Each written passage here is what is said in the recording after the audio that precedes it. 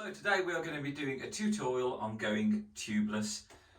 This is Tom, the World of Bike crew, who's going to be helping me doing this because I'm absolutely useless with using my hands for anything practical other than holding handlebars. So Tom's the expert and he's going to be talking us through it. How you doing? Are you sick of using these? Because I am. Get rid of that. We're not going to be using them anymore. We're going to be getting rid of tubes. And as we've said, we're going to be going tubeless. What you're going to need is tubeless ready rims and tubeless ready tyres.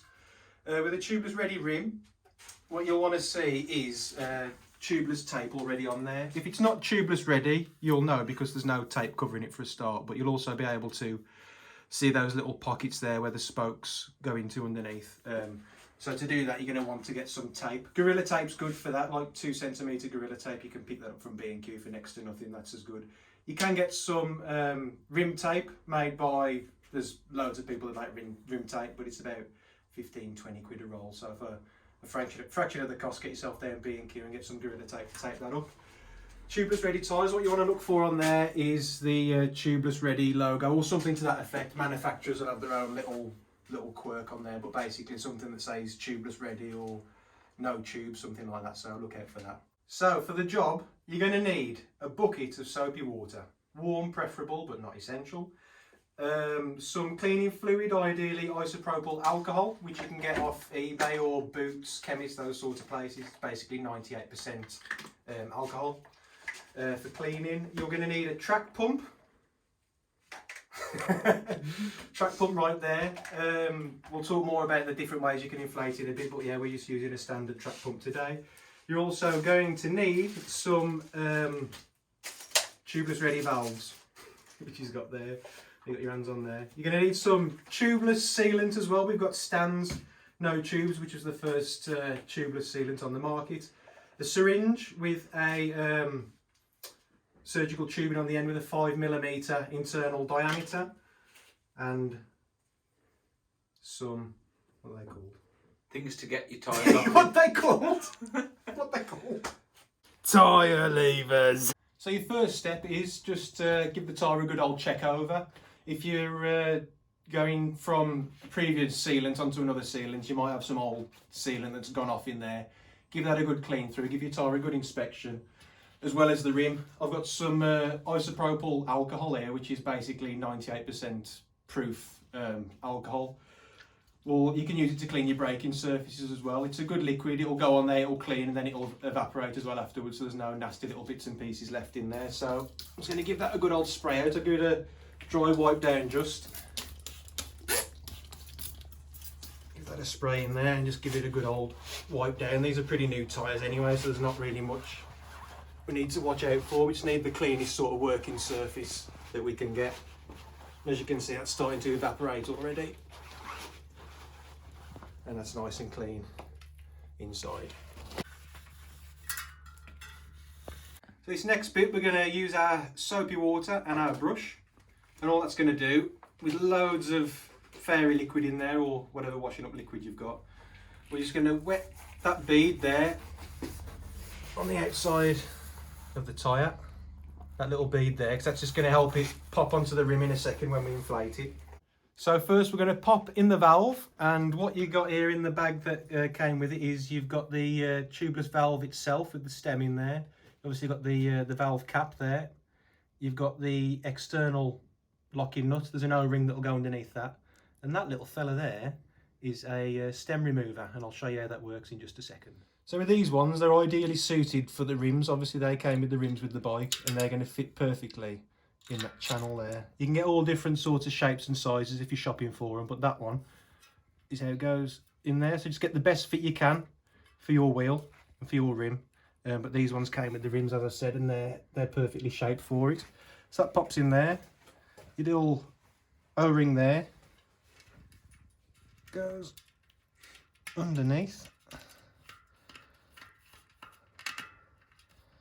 As easy as that, look. And then your little external locking nut goes over the top.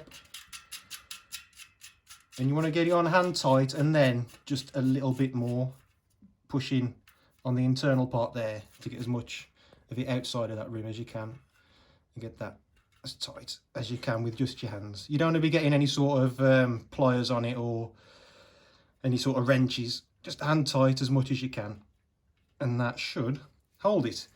Now, what I mentioned a little bit ago was your stem remover that came with that. That just pops on there, and then you turn the other way, turn that way, and then that will pop out the valve core itself. I have a question, Tom. Yes. Why do you need to pump air into a tubeless tyre? So it inflates. Just going to seat that gently on there. So as we said at the start, there's several ways to inflate the tyre. If you're lucky enough to have a compressor where you work, or in your garage or in your home workshop or anything like that, then you can use a compressor to literally one shot of air into the tyre and it will inflate.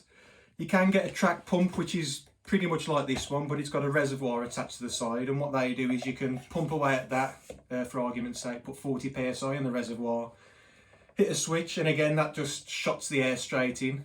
You can use CO2 cartridges, which isn't advised, especially by stands, because that CO2 going into the tyre can mix with the tyre sealant and can make it go off prematurely. Are those things you see on McDonald's car park that get people high? They're the ones. Yes, they are. But yeah, stands recommend not to use CO2 cartridges, as I say, it can prematurely make the sealant go off. We're going to use, what's this called now? A pump! The track pump that we've got. This method we're going to do, it's the cheapest method because obviously a compressor is going to cost loads. One of the track pumps with a reservoir, that's going to cost the best part of 100 quid. This was £20 from Halfords, and all it does is just takes a bit more elbow grease, but you are going to end up pumping up the tyre. We remove the valve core as we showed you just with the valve core remover.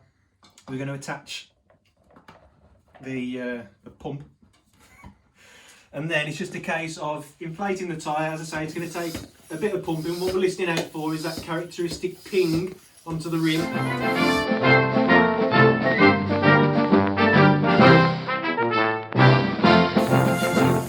It's not gonna pop.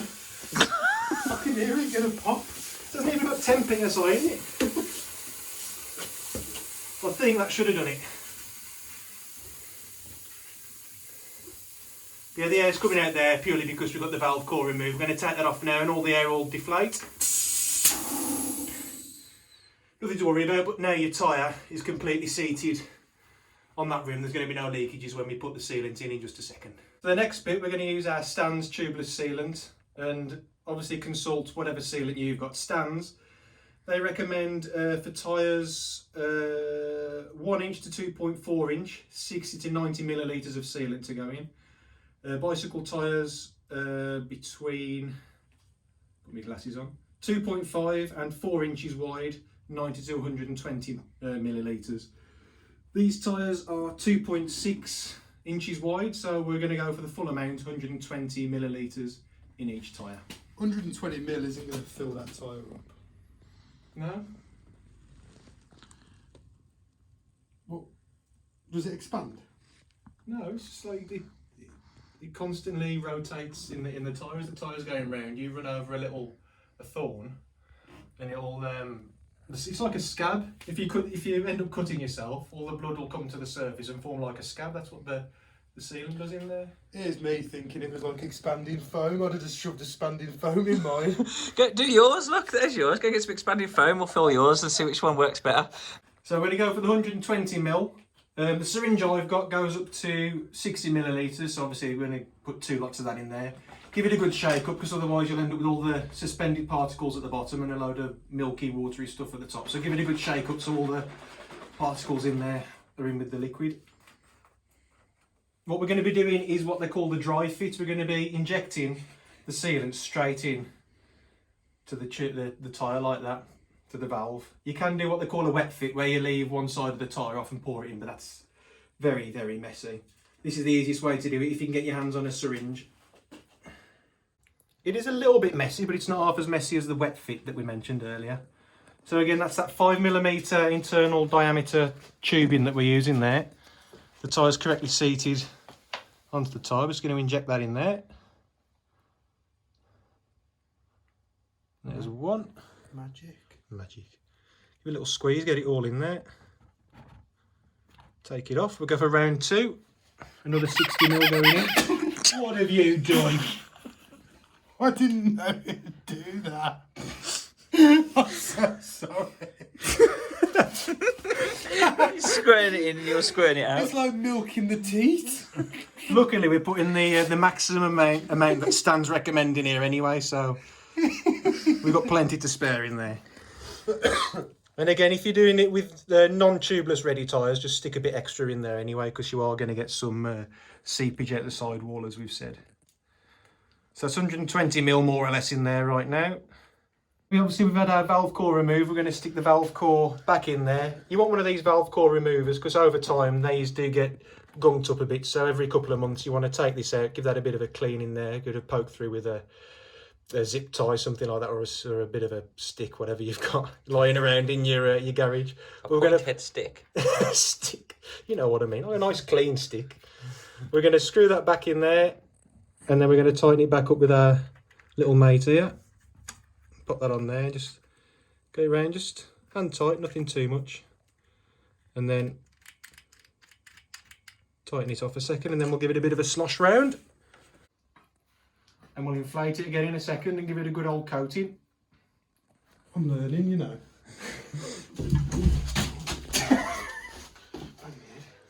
And now for the big inflate.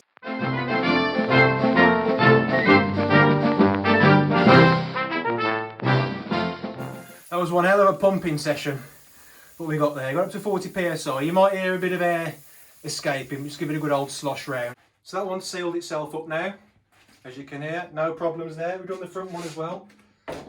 No problems there, no air leaking out. We've pumped them up to 40 psi at the moment. We're going to fit them back to the bike, same way as we'd take them off, just in reverse. But we're going to leave them at 40 psi overnight, because you might have a bit of air loss as the sealant's working its magic. There might be a few little nicks and little crags in there that it needs to seal up. So the sealant will work its magic overnight, and then tomorrow just take it down to whatever PSI you normally run at, and you should be good to go. Awesome. Thanks, Tom. Anytime. Take it out tomorrow for a little test run.